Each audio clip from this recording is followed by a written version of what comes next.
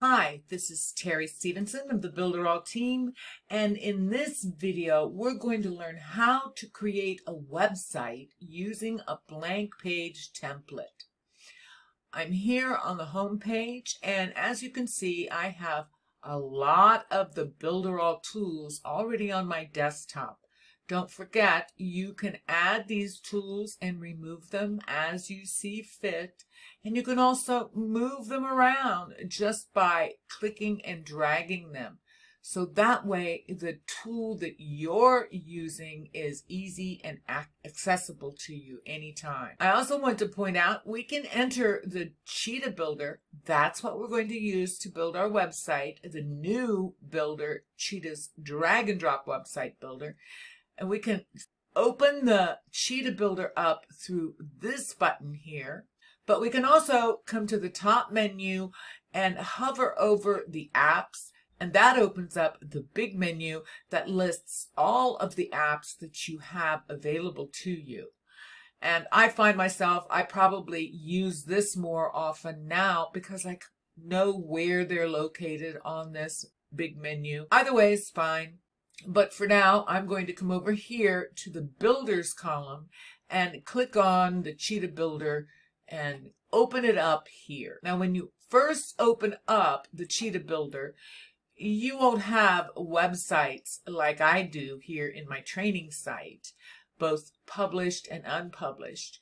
You'll just find blank canvas and this Create New Site. You'll have a couple of those buttons for published and unpublished. You'll see several other options on this menu. You'll see we also have a Create New Site button here. But before we do that, let me go ahead and tell you a little bit about these other options here. You'll see this is our website tab, but we also have a tab called Mirror Websites. And I don't have any mirror websites in this account.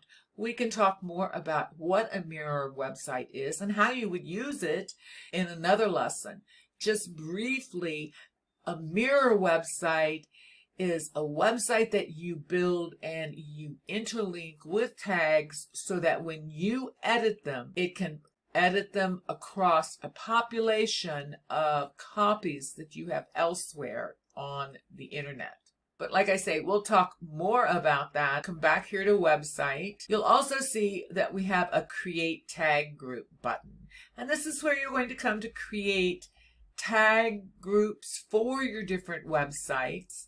Perhaps a tag group for a specific product or a tag group for a specific website or client. You'll learn more about tags. Moving to the right, we have a Create Category where you can categorize your website. You might want to create categories for niches or personal or business. And to create those categories, click on this button and it'll open up all of the websites that you've already created as well and save them to a particular category. I'm just going to click Cancel. To the right of that is a button that says Order By, and this is how you can select the order of your websites on your list here down below. You can order them alphabetically from A to Z or from Z to A. You can order them by the creation date, ascending, or the creation date, descending.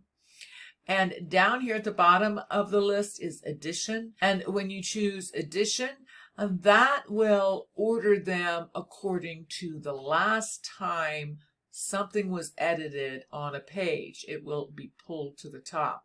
So it's really useful if you have other people editing a website and you want to see the last thing that was done. You can sort it by edition. But of course, the best part is that we have a complete search bar here too. So if you know at least part of the name, like for here, if I put in quick, it's going to pull up quick tips for new mothers. I think that's the name of it. Yes. So that's a real quick overview of these options. And I want to draw your attention to here we have created a sort. I'm just going to go back, remove that search so I can have my full websites available to me now.